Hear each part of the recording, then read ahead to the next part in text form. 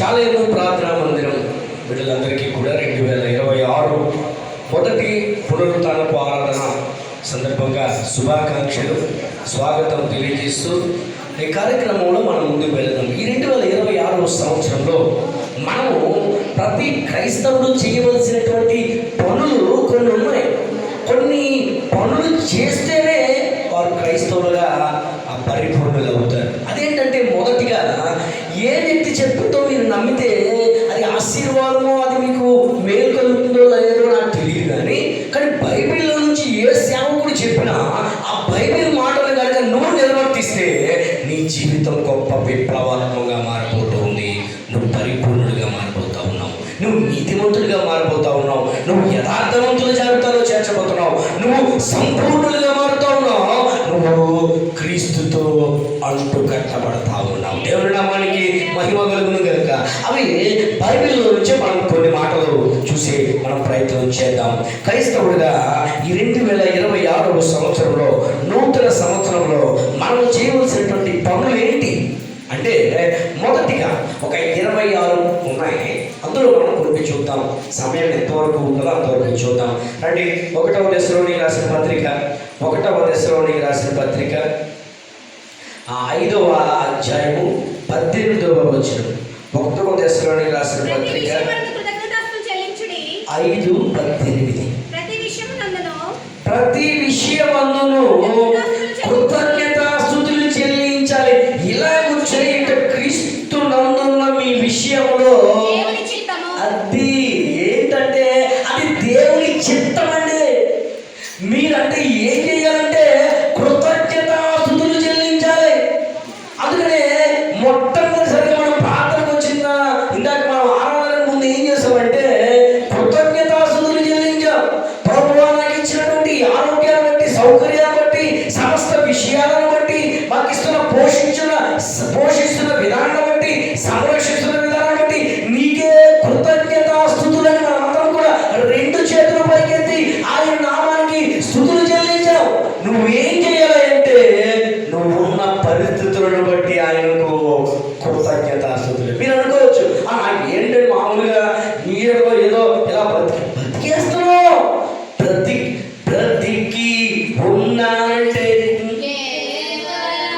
నీ కృప. ఏంటంట? బ్రతికి ఉన్నానంటే అది కేవలం నీ కృప. ఈ రోజు నేను నిలిచి ఉన్నానంటే అది నీ కృప.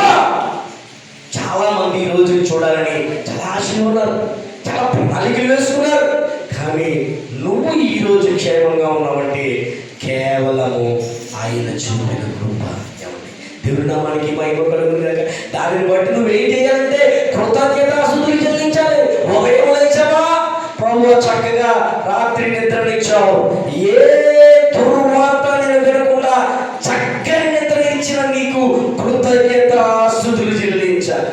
ఉదయం టిఫిన్ చేసావా, టిఫిన్ చేస్తూ ఉన్నప్పుడు, టిఫిన్ చేయడానికి కూర్చున్నా ముందు, ప్రభువా టిఫిన్ చేయడానికి నాకు అవకాశం ఇచ్చావు, ఈ టిఫిన్ నేను తింటూ ఉన్నాను, ఈ టిఫిన్ నాకు రావడానికి ఎవరైతే ఏ పనులు చేశారో వాళ్ళందరూ దీవించబడాలి. నేను కూడా ప్రతిరోజు భోజనం చేసినప్పుడు నేను ప్రార్థన చేస్తాను. ఏం చేయాలి ఆ ప్రార్థన అంటే, నేనైతే ఏం చేస్తానంటే, ప్రభువా ఈ చక్కని భోజనాన్ని నాకు ఇచ్చావు, తింటూ ఉండగా అరుగుదలను, ఆరోగ్యాన్ని నాకు దయచేయి. ఈ భోజనాలు నాకు రక రావడానికి పండించిన రైతు కుటుంబం రక్షించబడాలి, వారు సమృద్ధితో ఉండాలి. ఇక్కడ నాకు వండిన వారు దీవించబడాలి, నాకు వంట చేసిన వారు ఉంటారు కదా, వారు దీవించబడాలి, వారు రక్షించబడాలి, వారికి కూడా సమృద్ధిని దయచేయి. ఇంకా ఎవరికైతే ఈ భోజనం లేదో వాళ్ళకి భోజనాన్ని అనుగ్రహించు, తింటున్న నాకు అరుగుదలను, ఆరోగ్యాన్ని దయచేయి. సమస్త మహిమా ఘనత దేవునికి చెల్లునుగా. కానీ ప్రార్థన చేస్తాను, మీరు కూడా కృతజ్ఞతాస్తుతులు చెల్లించాలి. భోజనం చేస్తా ఉన్నప్పుడు, వస్త్రాలు కట్టుకుంటున్నప్పుడు, ప్రభువా ఈ వస్త్రాలను బట్టి నీకు స్తోత్రాలు. ఎంతో మంది వస్త్రాలు లేక ఆయన రోడ్ల మీద తిరుగుతున్నారు ప్రభువా. ఎంతో మంది గృహాలు లేక రోడ్ల మీద తిరుగుతూ ఉన్నారు. దుప్పట్లు కప్పుకోవడానికి దుప్పట్లు లేక ఎంతో మంది రోడ్డు పక్కన, డివైడర్ పక్కన పడుకుంటూ ఉన్నారు. నాకు ఇచ్చినటువంటి ఈ మంచాన్ని బట్టి, నాకు ఇచ్చినటువంటి ఈ ఆరోగ్యాన్ని బట్టి, నాకు ఇచ్చినటువంటి ఈ గృహాన్ని బట్టి నీకే వందనాలు ప్రభువుని కృతజ్ఞతాస్తుతులు చెల్లించాలి. మొదటిగా. తర్వాత రాత్రి పడుకునే ముందు ప్రభు చక్కని ఉదయకాలం అంతా పనులు చేసుకోవడానికి ఆరోగ్యాన్ని ఇచ్చావు, ఆయన సౌకర్యాలను ఇచ్చావు, చక్కని ఆరోగ్యాన్ని ఇచ్చావు. ఇదిగో పడుకుంటున్నాము, నీ కృప మా చుట్టూ ఉండదుగా కానీ ప్రార్థన చేసుకొని పడుకోవాలి. ఇది మొదటిగా మనం చేయవలసింది ఏంటంటే కృతజ్ఞత. దేవుని నామానికి మహిమ కలుగును గాక. కృతజ్ఞత లేదా ఇంటికి అంటారు కొంతమంది. నీవు కృతజ్ఞత లేని వారి జాబితాలో దయచేసి ఉండొద్దు అని మిమ్మల్ని నేను ప్రాధేయపడతాను. ప్రతి విషయం అందరూ ఏంటంట, ప్రతి విషయం అందరూ మీరు కృతజ్ఞతాస్తుతులు చెల్లించాలి. మీకు ఇంకో ఆశ్చర్యకరమైన విషయం చెప్పనా, నిన్న పాస్టర్స్ గౌరవ వేతనం పడ్డదండి. ఒక్కొక్క పాస్టర్కి ఎంత పడ్డదో తెలుసా? ఆశ్చర్యపోతారు మీరు ఇక్కడ ఉన్నవాడు. ఒక్కొక్క పాస్టర్ అకౌంట్లో 60,000 రూపాయలు పడ్డదండి. నీకు పడ్డదండి అని నన్ను అడగండి, ఎందుకంటే నాకు పడలేదు కాబట్టి, నాకు రాలేదు. కానీ నేను జీవిస్తూ ఉన్నాను. ఈ ఆంధ్ర రాష్ట్ర ప్రభుత్వానికి నేను ధన్యవాదాలు తెలియజేస్తూ ఉన్నాను. ఎంతోమంది పాస్టర్లు వాళ్ళకి పడ్డారు, దానిని బట్టి నేను కృతజ్ఞతాస్తుతులు చెల్లిస్తూ ఉన్నాను. దేవుడి నామానికి మహిమ కలుగుతుంది. అదే ఈరోజు పేపర్లో కూడా పడ్డది. వచ్చేత వాక్య ధ్యానంలోనికి 2 మత్తయి సువార్త 22వ అధ్యాయము 37వ వచనం. మత్తయి సువార్త 22వ అధ్యాయం 37వ వచనం. అందుకు ఆయన నీ పూర్ణ హృదయముతో, నీ పూర్ణాత్మతో, నీ పూర్ణ మనస్సుతో నీ దేవుడైన ప్రభువును నీ పూర్ణ హృదయంతో. ఏమంటే ఏదో టైంపాస్కే ఎవరో చూస్తారని ఈ యొక్క మెప్పుకోలు భక్తులు చేయొద్దు. పూర్ణ హృదయంతో. దేవుడి నామానికి మహిమ కలుగును గాక. నీ బాధలన్నీ మర్చిపో, నీ పనులన్నీ మర్చిపో. దేవుని సన్నిధిలో పూర్ణ హృదయంతో ఆయన సన్నిధిని నువ్వు ఏం చేయాలి? దేవుని మందిరంలో గడపాలి. చాలా మంది వస్తారు ఇక్కడికి, వచ్చిన కాడి నుంచి సెల్ ఫోన్ చేస్తూ పట్టుకుంటారు, సెల్ ఫోన్ చూస్తూ ఉంటారు. ఇదా నీ పూర్ణ మనసు అంటే ఏంటనుకుంటారు? పూర్ణ మనసుతో దేవుని ఆరాధించడం అంటే ఏంటనుకుంటున్నారు? ప్రార్థన మందిరంలో ఏం జరుగుతుందో దాని మీద వాళ్ళ దృష్టి. సెల్ ఫోన్లో ఏం మెసేజ్ వచ్చింది, సెల్ ఫోన్లో ఎవరు పెట్టారు స్టేటస్, ఇవి చూసేలాగా ఉంటే నువ్వు పూర్ణ హృదయంతో ఎలా ఉన్నట్టు అవుతుంది. పూర్ణ హృదయంతో, పూర్ణాత్మతో, పూర్ణ మనస్సుతోటి, పూర్ణ హృదయముతో, పూర్ణ ఆత్మతో, పూర్ణ మనస్సుతో నీ దేవుడైన ప్రభువును నువ్వు ఆరాధించాలి, ప్రేమించాలి. అప్పుడు నీకు ఏం కలుగుతుందంటే మేలు కలుగుతుంది. దేవుడి నామానికి మహిమ కలుగుతుంది. అసలు మనం 10 కంటే ప్రార్థన ఎన్ని గంటలకు వస్తున్నాం? ఇదిగో రాస్తా ఉన్నాడు అయ్యాడు బాబు, చిట్టాపత్రుడు రాసినట్టుగా రాసేస్తున్నాడు. ఏంటంట ఫాస్ట్ కమర్స్, లాస్ట్ కమర్స్ అనేది పెద్ద లిస్ట్ ఇచ్చాడు నాకు ఇక్కడ ఆల్రెడీ. ఇదిగో ఎవరెవరు ఎన్ని గంటలకు వచ్చాడో రాసేస్తున్నాడు ఇక్కడ. నిజంగా చెప్పరా, ఆ రాసేస్తున్నాడు భయపడి వచ్చేయాలి. నేను కూడా ఇవ్వాలి. దేవుని నామానికి మహిమ కలుగును గాక. నిజమే, 10 గంటలకి ఇక్కడ నిజంగా చెప్తాడు. డిసెంబర్ లాస్ట్ మన క్రిస్మస్ లో ఎవరు ఏ స్థానాల్లో వచ్చారో ప్రకటిస్తుంది. మీ స్థితి ఏంటి? ఇంకా అక్కడ 10 గంటలైతే ఇంకా నిద్ర మంచం మీదే ఉన్నవాళ్ళు ఉన్నారు. ఇదా ఎప్పుడు పరిపూర్ణం అవుతావు? ఎప్పుడు దేవుని సమయాన్ని పూర్తిగా దేవునికి కేటాయిస్తావు? అది 24 గంటల్లో 7 రోజులండి నీ చేతిలోనే ఉన్నాయి. ఒక్క ఆదివారం నాడు, ఒక్క విశ్రాంతి దినాల, ఒక్క 3 గంటలు ప్రార్థన మందిరంలో గడపడానికి సమయం లేకపోతే నేను చెప్తాను. నేను ఒకసారి నిడదల్లో ఈ హోర్డింగ్ చూశానండి. నడకకు కొంత సమయాన్ని కేటాయించు, లేకపోతే అంతకు మించిన సమయాన్ని రేపొద్దున హాస్పిటల్ బెడ్ మీద గడుపుతావని. ఏంటంట, నడకకు నువ్వు ప్రతిరోజు కొంత సమయాన్ని కేటాయించు, లేకపోతే అంతకు మించిన సమయాన్ని రేపొద్దున హాస్పిటల్లో గడుపుతావని ఒక స్లోగన్ చూశాను నేను నిడదవలో. దేవునామానికి మహిమ కలుగును. ఏమండి, 365 రోజులు, 12 నెలల్లో 7 వారాలు, 7 రోజులు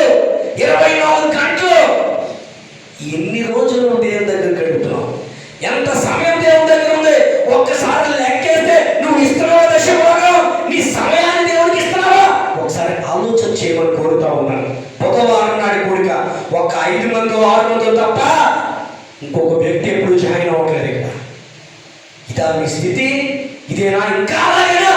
ఇంకా రాయ కింద కప్పలాగే ఉంటే ఏమాత్రం మీకు ఆశీర్వాదం కాదు.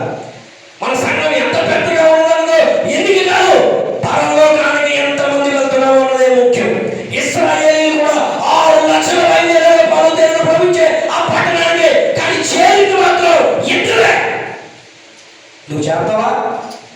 దేవుని యొక్క రాజ్యానికి నువ్వు చేరే గుంపులో ఉంటావా? సడుక్కొని రాలిపోయిన ఇశ్రాయేలు జాబితాలో ఉంటావా? ఒకసారి ఆత్మ పరిశీలన చేసుకోమని కోరుతా ఉన్నాను. మొదటిది, ప్రతి విషయములో కృతజ్ఞతాస్తుతులు చెల్లించాలి. 2, పూర్ణ హృదయముతో, నీ పూర్ణ ఆత్మతో, నీ పూర్ణ మనసుతో నీ దేవుని ప్రేమించాలి. 3 చూద్దాం. 3 మార్కు సువార్త 16వ అధ్యాయము 15వ వచనం. మార్కు సువార్త 16వ అధ్యాయము 15వ వచనం. మరియు మీరు సర్వలోకానికి వెళ్ళి సర్వ సృష్టికి సువార్త ప్రకటించాలి.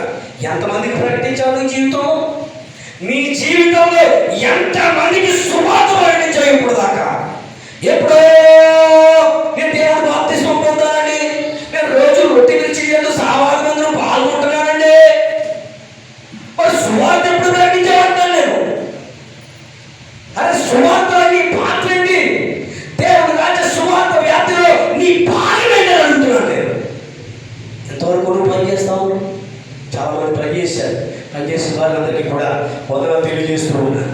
చాలా మంది సువార్త చేస్తూ ఉన్నారు. మన అందరి తరపున ప్రతి ఆదివారం కారులో కొంతమంది యువకులు వెళ్ళి దేవుని వాక్యాన్ని చేతపట్టుకుని వాక్యాన్ని ప్రకటిస్తూ ఉన్నారు. వారందరికీ నా వందనాలు, దేవుని దీవెనలు చెప్తా ఉన్నారు.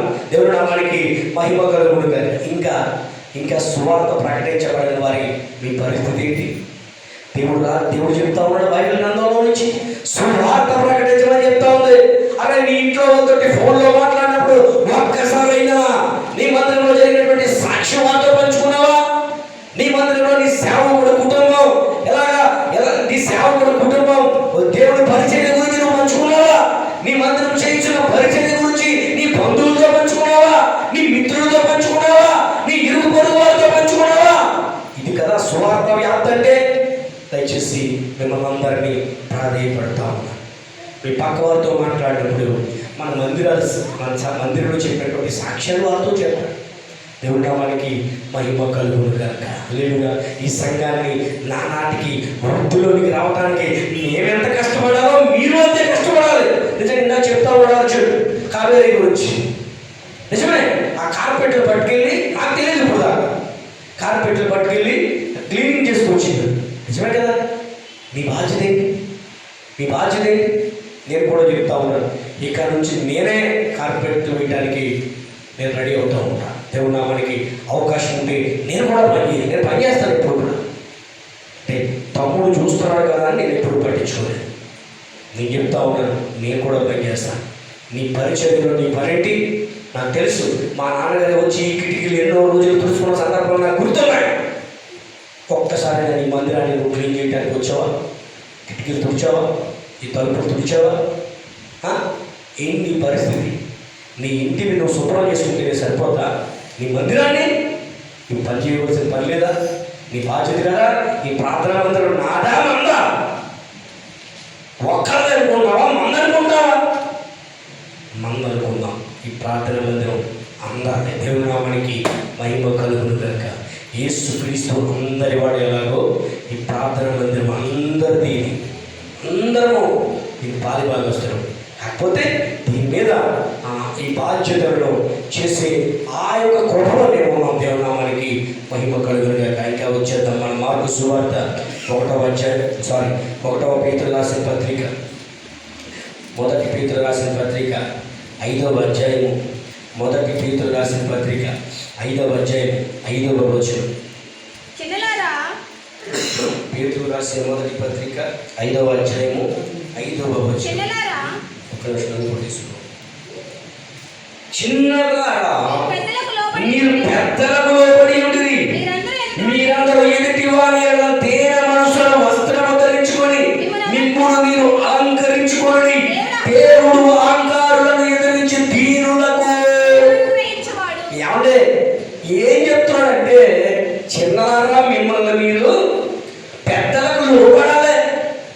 లోబడతారా? పిల్లలు, ఇక్కడ ఉన్నటువంటి పిల్లలు పెద్దల మాట వింటున్నారా? వినకపోతే మీకు నాశనం, వినకపోతే మీకు శాపం. వినాలి. వినుట వలన విశ్వాసం. ఇదిగో బైబిల్ గ్రంథం సేవిస్తా ఉంది, పిల్లలారా పెద్దలకు లోబడాలి. నేను అలా మాట ఎన్నో అన్నామంటే నీకు నష్టమది. నేను చెప్తున్నాను ఇక్కడ నిలబడి ఘంటాబలంగా చెప్తున్నాడు. నా తల్లి మాట నేను ఎప్పటివరకు ఎప్పుడు తోసివేయలేదు కాదు. మా అమ్మ ఇక్కడే ఉంటే అడగచ్చు. ఇంకో మాట చెప్తున్నాడు. నాకు చిన్నప్పుడు ఈ ఊరు వచ్చారు మోహన్ రావు గారు, మనోజామ్ గారు. వాళ్ళు ఇద్దరు మాట నేను ఒకసారి కూడా తోసివేయలేదు. అది తోసేసారు. మీరు ఎప్పుడో చెప్పింది ఏదైనా కాదన్నా ఏంటయ్యా అంటే లోబడటం వాక్య ధర్మం. దేవుడి నామానికి మహిమ కలుగును గాక. తప్పు చేస్తే తప్పు అని చెప్తాను, కానీ లోబడి ఉండుట అది దేవుని దృష్టికి ఇంపైనది. దీన మనస్సును వస్త్రాన్ని ధరించుకొని దేవుడు అహంకారులను ఎదిరిస్తాడు, దీనులకు కృప అవతరిస్తాడు. నీకు కృప కావాలంటే నువ్వు ఏం చేయాలంటే నువ్వు తగ్గించుకోవాలి.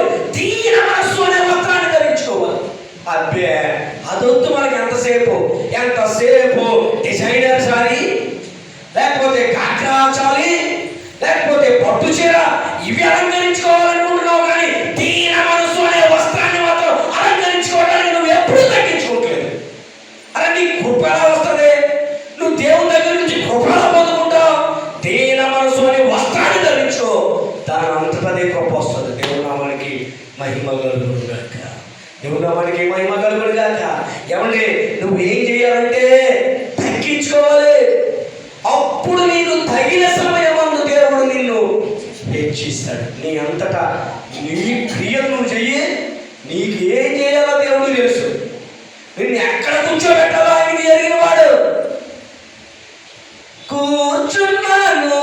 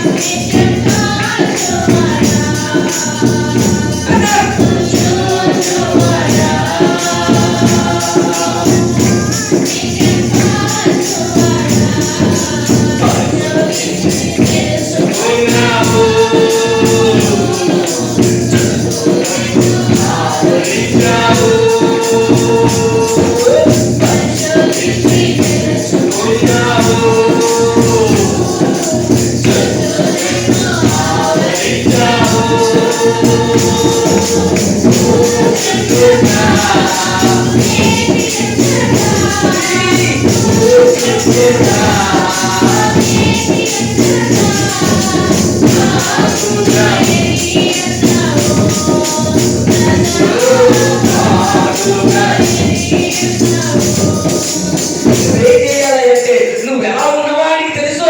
తగ్గించుకున్నావో హెచ్చించుకుంటావో ఆయన చూస్తా ఉన్నాడు. నీ కాయన కడుదీసి నీ వేలున్నాడు. నీ మనసు ఎలా ఉంది? హెచ్చించుకునే మనసా? హెచ్చించుకుంటున్నావా? ఏం చేస్తున్నావో ప్రతిదీ ఆయన చూస్తా ఉన్నాడు. ఇదిగో మందిరానికి ఎవరెవరు ఎన్నింటికి వస్తున్నారో అయ్యాను బాబు ఎలా రాసేస్తాడో, నువ్వేం చేస్తున్నావో ప్రతిదీ దేవుడు చూస్తా ఉన్నాడు. దేవుడి నామానికి మహిమ కలుగును గాక. వచ్చేద్దాం మనం ఇంకా మరలా. ఇంకా ఏం చేద్దామంటే పేతురు రాసిన పత్రిక 5 నిమిషాల్లో ఎఫెసీయులకు రాసిన పత్రిక 4వ అధ్యాయం 29వ వచనం.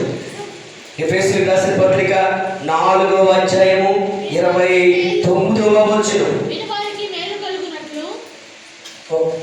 చెప్పండి.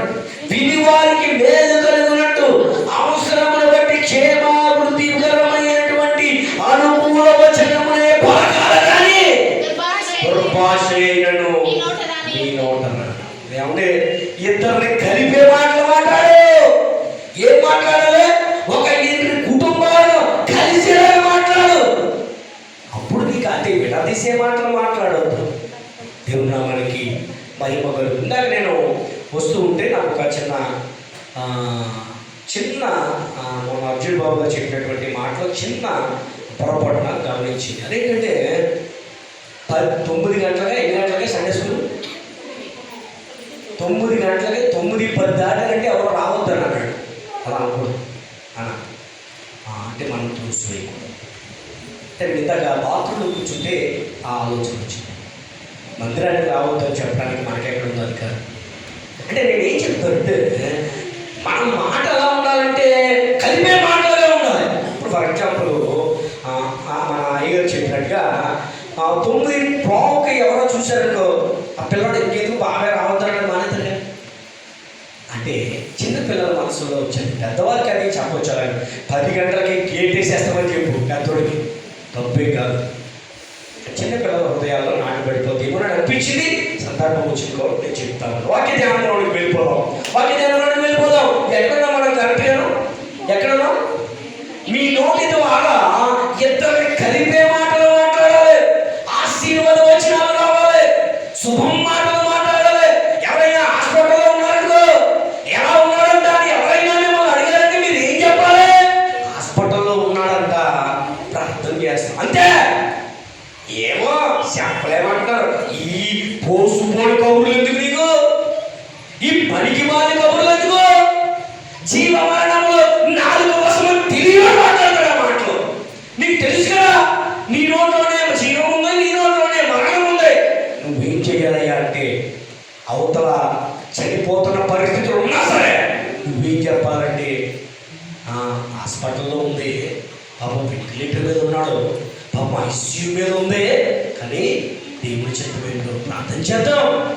ఇంతవరకే మాట్లాడాలండి. కష్టమంట. ఈ కబుర్లు నేను గతంలో చాలా బాధపడ్డాను. మా తండ్రి గారి యొక్క ఆపరేషన్ జరిగినప్పుడు కూడా నేను విన్నాను.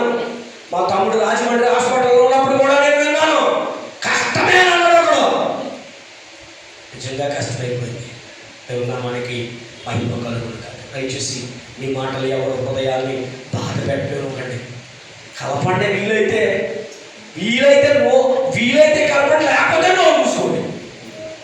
నోరు మూసుకుంటాను మంచిదే, కానీ నోట్లో అపాయకరమైన మాటలు, అపశకర మాటలు, ఏమంటే దుర్వార్తలు, ఊహించే మాటలు రావద్దు. మొన్న వచ్చిన చోట చూశాను ఎక్కడో వార్తలు ఎలా రెడీ చేస్తున్నారంట. ఈ వ్యక్తి బతుకుంటే ఇది, లేకపోతే మంత్రి అయితే ఇది, ముందే రికార్డింగ్ చేసుకుని చూడరంట. అది ఆయన బతకడనుకో రికార్డింగ్ చేస్తారు చచ్చిపోయినట్ట. ఆయన ప్రమాణ స్వీకారం అదే. ఎందుకంటే మనకెందుకండి ఈ పనులు, ఈ పనికి పనులు మనకెందుకు? ఉన్నది ఉన్నట్లుగా శుభం పలుకుతాం. దేవునామానికి మహిమ కలుగును గాక. వచ్చేద్దాం వాక్య ధ్యానంలోకి వచ్చేద్దాం. మత్తయి సువార్త 5వ అధ్యాయము 44వ వచనం. మత్తయి సువార్త 5వ అధ్యాయము 44వ వచనం. నేను మీతో చెప్పినది ఏమనగా,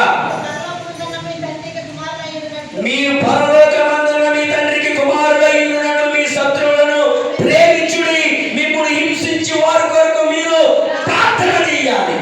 అయ్యో ఎంత కష్టమైందండి బైబిల్ అంటే. క్రైస్తవ జీవితం అంటే ఎంత కష్టమైంది అనుకుంటున్నారో. మిమ్మల్ని హింసించే వారి కోసం మీరేం చేయాలంట? ఒక చెప్పకూడదు అంటే రెండో చెప్ప చూపమంటే చూపించచ్చు. వాళ్ళ కోసం మళ్ళీ ప్రార్థన చేయాలంట, వాళ్ళని దీవించాలంట. ఇదే క్రైస్తవ్యం. దేవుడి నామానికి మహిమ కలుగు. మీకు ఆ నష్టం చేసినా సరే మీరు మాత్రం ఏం చేస్తారు? వారిని దీవించండి. దీవిస్తూ ఉన్నాడు యేసు తాను.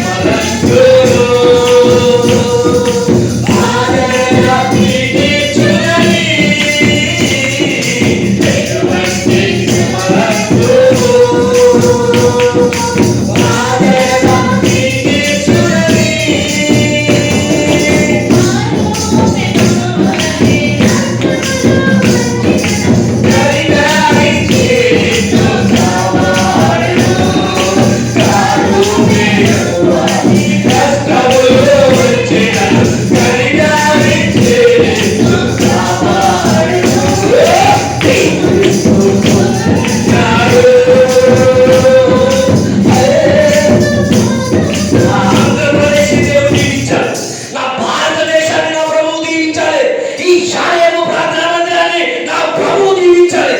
మీకు ఒక చాలా ఆనందకరమైనటువంటి విషయం చెప్పనా? నేను కూడా చాలా ఆనందించిన విషయం. ఒక 2/31 ఈ ఆంధ్రప్రదేశ్ ప్రభుత్వం ఒక జీవో రిలీజ్ చేసింది. ఆ జీవో ఏంటంటే నా తణుకు పట్టణానికి అప్గ్రేడ్ మున్సిపాలిటీ హోదాలు ఇచ్చింది. దేవుడి నామానికి మహిమ కలుగును గాక.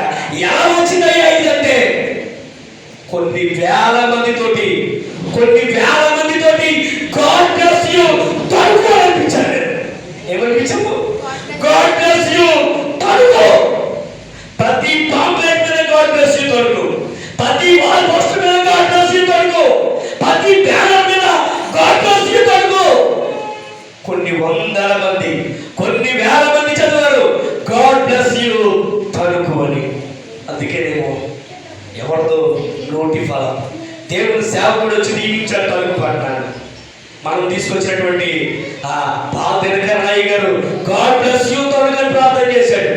తణుకు పట్టణానికి అప్గ్రేడ్ మున్సిపాలిటీ హోదా వచ్చింది. అది చూసినప్పుడు ఎంత ఆనందం వేసిందంటే నా జీవితానికి ఇది చాలుగా. ఎన్నో పాస్టర్ల గ్రూపుల నుంచి నా పేరు తీసేసినప్పుడు ఎంత బాధపడ్డారో నాకు తెలుసు. తణుకు క్రైస్తవ చరిత్రలో చెరిగిపోని పేరు దేవుడు నా పేరు పెట్టాడు. ఇది చూడండి, తను కోటీశ్వరం చేయకపోయినా, నాకు కోలేకపోయినా ఏమిచ్చాడంటే తణుకు క్రైస్తవ చరిత్ర అనే పేజీలో తణుకు ప్రార్థన మహోత్సవాలు ఉంటాయి. ఇది చూడాలండి దేవుని నామానికి మహిమ కలుగును. నిన్న కూడా ఒక 2 రోజుల క్రితం కూడా ఒక మంచి సంఘటన చిట్టి అన్నయ్య గారికి వచ్చేసారు. వారి ఇంట్లో ఏదో దొరుకుతుంటే నా పెళ్లి కోటి కనపడ్డదంట. వారు నాకు పంపారు వాట్సాప్లో. చాలా ఆనందం వేసింది. దాన్ని తీసి నేను ఫోటో పెట్టుకున్న స్టేటస్ పెట్టుకున్నాను. అందులో ఏమని ఉందంటే, ఈ వివాహానికి మిమ్మల్ని ఆహ్వానించేవారు భరత్, అర్జున్, కన్నబాబు, TCY అని. నేను లేకుండా రిజిస్ట్రేషన్ చేయించేసుకోవచ్చు, నన్ను మోసం చేసి రిజిస్ట్రేషన్ చేసుకోవచ్చు. కానీ TCYని ఎవడు స్థాపించాడు అంటే నేను కూడా ఒక. దేవుని నామానికి మహిమ కలుగును. ఈరోజు ఆ క్రిస్మస్ జరుగుతూ ఉన్నప్పుడు ఎవడెవడు కంప్లైంట్, ఎవడెవడు పేరు అందులో ఉండొచ్చు, నా పేరు ఉండకపోవచ్చు. కానీ స్థాపించేది ఎవడరా అంటే కాకరపడు. ఆడ మోసం చేయొచ్చు అని చెరగని ముద్ర. దేవుని నామానికి మహిమ కలుగును. ఈ తణుకు పట్టణంలో చెరగని ముద్ర. ఇది చాలండి. ఏం చేయాలయ్యా దేవుని పరిచర్య అంటే, నా బ్రతుకు దినములన్నీ కూడా ఆయన నామాన్ని ప్రకటిస్తూనే ఉంటాను. దేవుని నామానికి మహిమ కలుగును గాక. చదువు వాక్య ధ్యానంలోకి వెళ్దాం. యాకోబు రాసిన పత్రిక మనం చదువు కాదు, మత్తయి సువార్త చదువు కదా. 2వ కొరింథీయులకు రాసిన పత్రిక 9వ అధ్యాయము 7వ వచనం. 2వ కొరింథీయులకు రాసిన పత్రిక 9వ అధ్యాయం 7వ వచనం.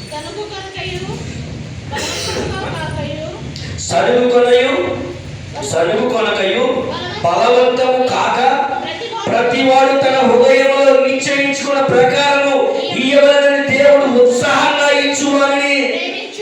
ఏమనంట? ఉత్సాహంగా ఇచ్చేవాడిని ఏం చేస్తాడంట దేవుడు?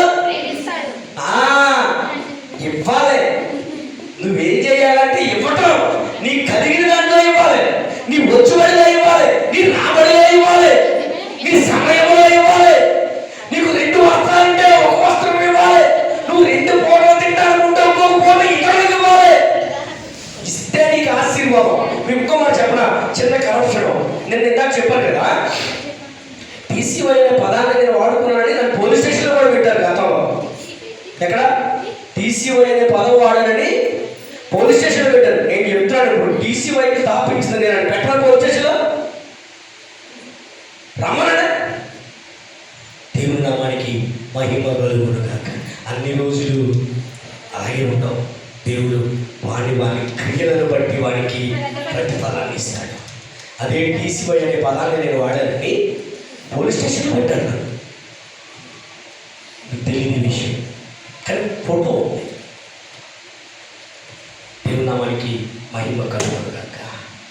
వచ్చేది వాక్య ధ్యానంలోకి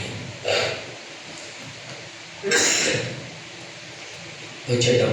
మత్తయి సువార్త 6వ అధ్యాయము 16-18. మత్తయి సువార్త 6వ అధ్యాయము 16-18. మీరు అప్పుడప్పుడు మీరు ఉపవాసం ఉండాలి. క్రైస్తవుడు ఏం చేయాలి అంటే ఉపవాసం ఉండాలి. తినుము తాగుము సుఖించము ఏ కాన్సెప్ట్లో ఉండకూడదు. ఒక పూట ఉపవాసం ఉండడం మీకు మంచిది. ఇంకో విషయం కదా, నేను కూడా ఈ మధ్య ప్రతిరోజు సాయంత్రం భోజనం చేయట్లేదు. చూడండి, కావాలంటే చిక్కిపోయేది.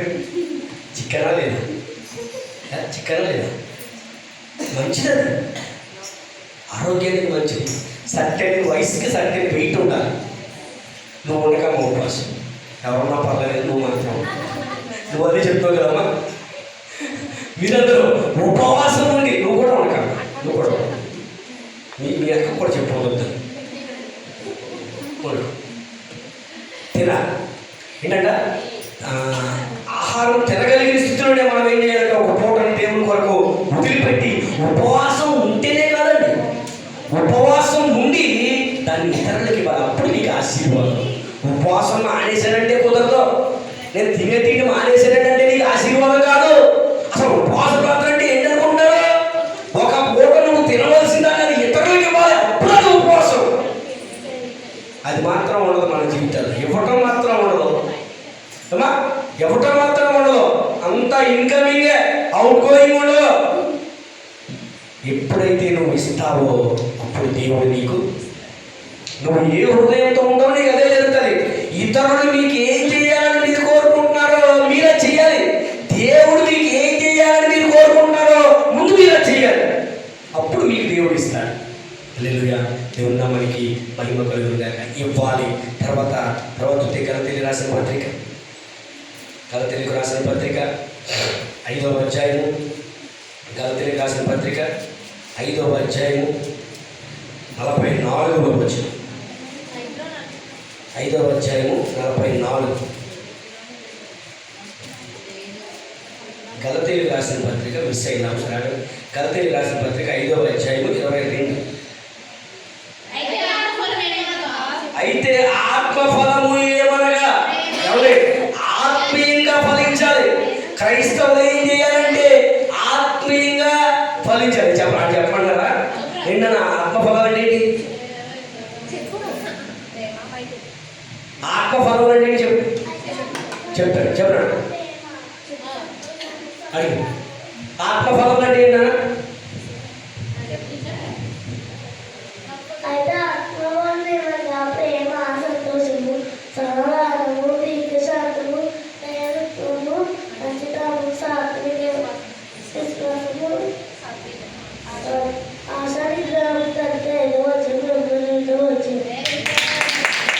ఒకసారి లైవ్లో వీడియో, ఈ మందిరంలో ఉన్నటువంటి అతి చిన్నపిల్లడు వాడే ఆత్మఫలాలు ఏంటంటే వాడు చూడకుండా చెప్పాడు. వీడిని ఆ లైవ్లో మీ అందరికి రికార్డింగ్లో మీ అందరికి చూపిస్తావు.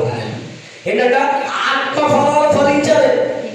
నువ్వు ఎలా ఉండాలంటే దీర్ఘశాంతంతో ఉండాలి, ఇతరులు ఉండనివ్వాలి.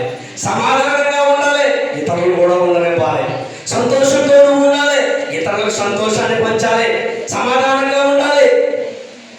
నువ్వు అనుభవిస్తూ ఇతరులు కూడా ఎలా ఉండాలంట, అప్పుడు అది నీకు ఆశీర్వాదం. వచ్చేద్దాం మన వాక్య ధ్యానంలోనికి. 119వ సంకీర్తన 11వ వచనం. 119వ సంకీర్తన 11వ వచనం. 119వ సంకీర్తన 11వ వచనం. నీ ఎదుట నేను పాపము చేయకుండానట్లు నా హృదయంలో. నువ్వేం చేయాలి అంటే క్రైస్తవులుగా నువ్వేం చేయాలి అంటే నీ హృదయంలో ఏం చేయాలంట? వాక్యం ఉంచుకోవాలి. మనమే ఉంచుకుంటాం. ప్రభాస్, మహేష్ బాబు, పవన్ కళ్యాణ్, లేకపోతే ఆయన్ని, లేకపోతే ఈయన కాదు. వేరే నీకు ఆశీర్వాదం కాదు. నువ్వు ఎవరు ఉంచుకోవాలంటే వాక్యాన్ని నీ హృదయంలో ఉంచుకోవాలి. వాక్యమైన దేవుని నీ హృదయంలో ఉంచుకోవాలి. వాక్యమే నీకు బాధలో నెమ్మదిగా చేస్తూ ఉంది. నీ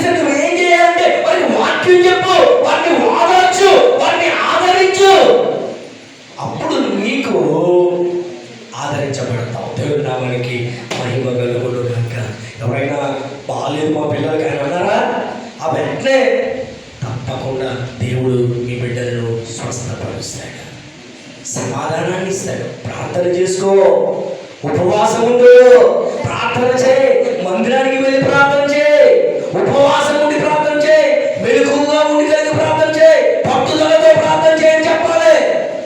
అంతేగాని అపశకునం మాటలు మాత్రం మీ నోట్లోంచి రాకపోద్దండి. వాక్య ధ్యానంలోనికి వెళ్ళిపోదాం. రోమిలికి రాసినటువంటి పత్రిక 12వ అధ్యాయం 12వ వచనం.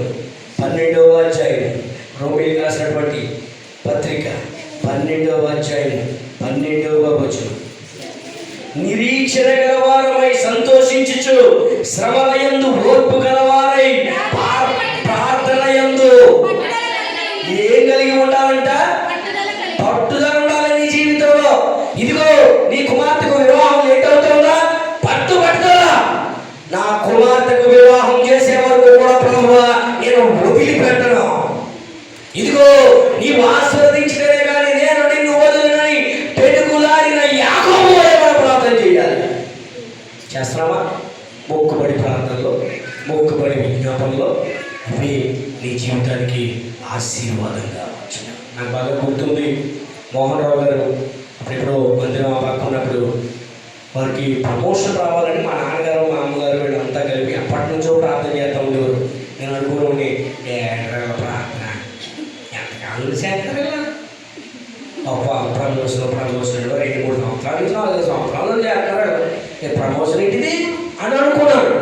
నాకు అర్థమవ్వదు. అప్పుడు తగిన సమయం ముందు దేవుడు వారిని అధికారిగా దేవుడు నామానికి మహిమ కలుగును గాక. అలాగే పాల్ దినకరణయ్య గారు తణుకు పట్టణం నడిపించారని మన సంఘం అంతా కలిపి ఎలా నుంచి ప్రార్థన చేసాం?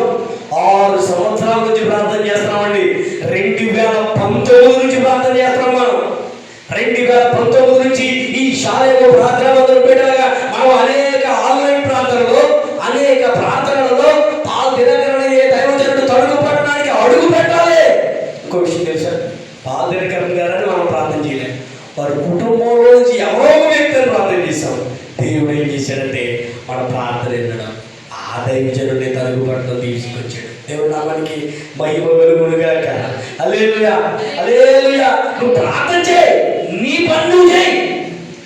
తగిన సమయం ముందు దేవుడు వాటి కాలములలో నీకు రాదు, నాకు రాదు. అదే వచ్చినాడు. ఏమొచ్చు? వాటి కాలములలో అక్కడికే వచ్చినట్టు, అక్కడికి వచ్చినప్పుడు. కానీ ఆ పాటలో చాలా ఇంటికి వెళ్ళిన తర్వాత చూడండి, బర్క్మ్యాన్ గారి పాట ఇది. వాటి కాలములలో ఫలిస్తారట. తగిన సమయం ముందు ఏం కావాలో నీకు దేవుడు చూస్తూ ఉంటాడు. హల్లెలూయా. దేవుడు నామానికి మహిమ కలుగునుగాక. ఇదిగో వచ్చేద్దాం వాక్య ధ్యానంలోకి. మరలా మనం వచ్చేద్దాం. ఏం చేయాలి? శ్రమలలో ఓర్పు కలిగి ఉండాలి. ఎంత ఇబ్బంది వచ్చినా పట్టుదలతో ప్రార్థన చేయాలి. శ్రమలు వచ్చినప్పుడు కొట్టుకుపోకూడదు, ఊపిరి వచ్చినప్పుడు ఊపిరిగా ఉండకూడదు, స్థిరంగా నిలబడాలి. యోగు కూడా ఎన్నో శ్రమలు వచ్చాయి. ఆయన కుమార్తెలు చనిపోయారంట, కుమారులు చనిపోయారంట, మందలు చనిపోయారంట, ఎన్నో దుర్వార్తలు విన్నాడు. ఆయన ఇల్లు కూలిపోయినట్లుగా, పవన్ కాలిపోయినట్లుగా చెప్తా ఉన్నాడు. కానీ దేనికి కూడా ఆయన రెచ్చిపోకుండా, బాధపడిపోకుండా యెహోవా ఇచ్చెను, యెహోవా తీసుకొనెను, యెహోవా ఇచ్చెను, యెహోవా తీసుకొనెను.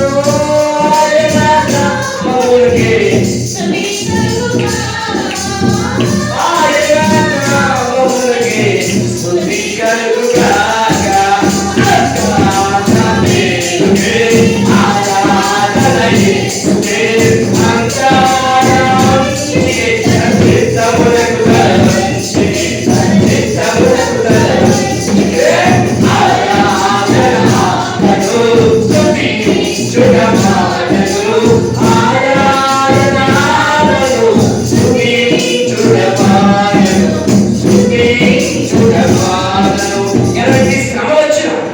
నువ్వు మాత్రం పట్టుదల కలిగి ప్రార్థన చేయి.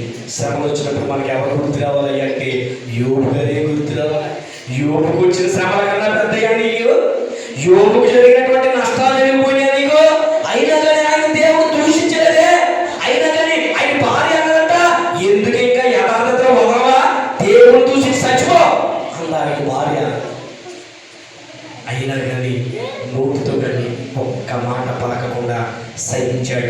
సహించాడు సహించాడు.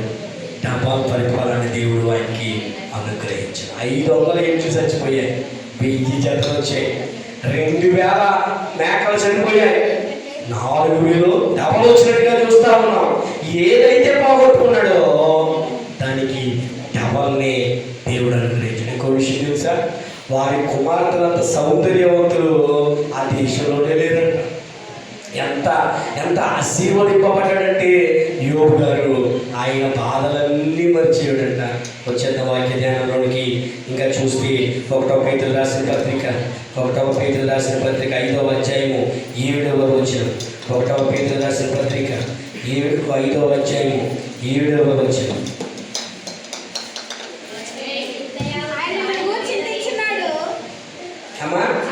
ఆయన మిమ్మల్ని గూర్చి చింతించుచున్నాడు కనుక మీ చింత యావత్తు మీరు చింతపడిపోకండి, మీరు బాధపడిపోకండి. క్రైస్తవుడిగా మనం ఎవరు బాధపడవలసిన పని లేదు. ఎందుకంటే మీ చింత యావత్తు ఆయన నెరవేర్చుకున్నాడు. మీ భారమంతా ఆయన అవుతా ఉన్నాడు. ప్రయాసపడి భారం మోసుకున్న సమస్య చెందాలా, నా యొక్కకు రండి, నేను మీకు ఆయన మనకు విశ్రాంతిని ఇస్తా ఉన్నాడు. నా శాంతినే మీకు అనుగ్రహించుచున్నాడు అన్నాడు. ఆయన శాంతికరమైన జలము ఎత్తకు మనల్ని నడిపిస్తాడన్నాడు.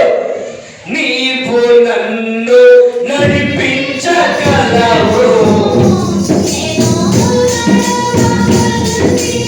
ఎక్కడ నడుపుతాడంటే శాంతికరమైన జలము ఎత్తకు మనల్ని నడుపుతాడు. జీవజలము ఊటల ఎత్తకు మనల్ని నడుపుతాడు. దేవుని నామానికి మహిమ కలుగును గాక. నువ్వు చింతపడకు, నువ్వు బాధపడకు.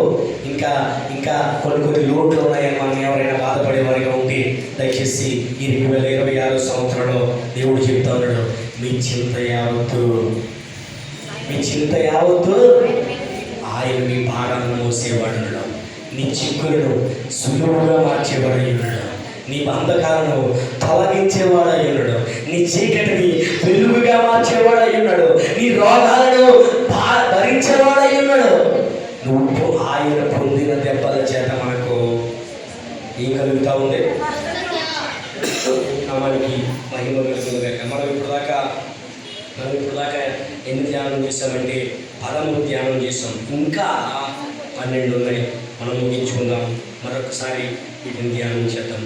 క్రైస్తవుడిగా మనం ఏం చేయాలి అంటే ప్రతిరోజు ఏం చేయాలి అంటే నువ్వు ఒకసారి మనం కన్క్లూడ్ చేద్దాం. కృతజ్ఞతాస్తుతులు చెల్లించాలి. పూర్ణ హృదయంతో మందిరంలోకి వచ్చిన తర్వాత ఈ సెల్ ఫోన్లు, ఆ పోసుపోలు కబుర్లు, ఈ టైంపాస్ యాసలు మానేసి పూర్తి సమయాన్ని పూర్తిగా ఆయనతో ఉండాలి.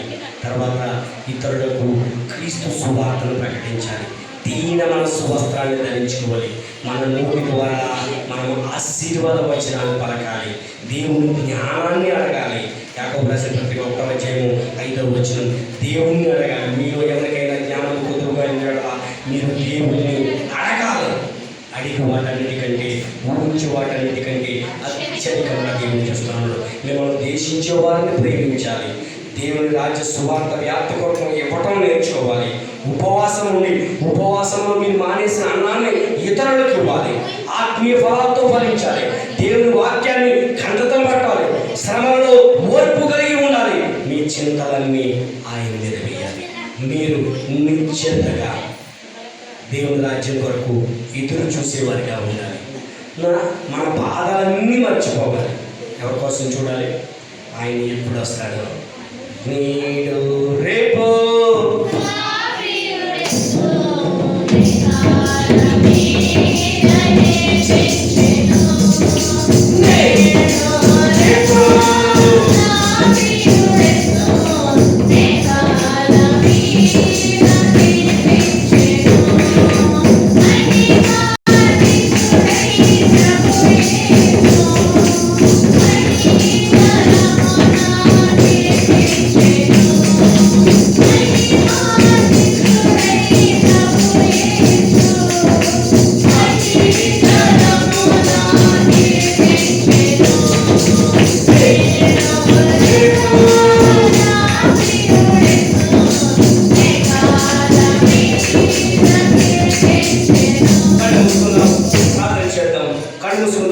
ప్రార్థన చేద్దాం. మనకి ఉన్నటువంటి చింతలన్నీ మరచి ఆయన సన్నిధిలో ప్రార్థన చేద్దాం.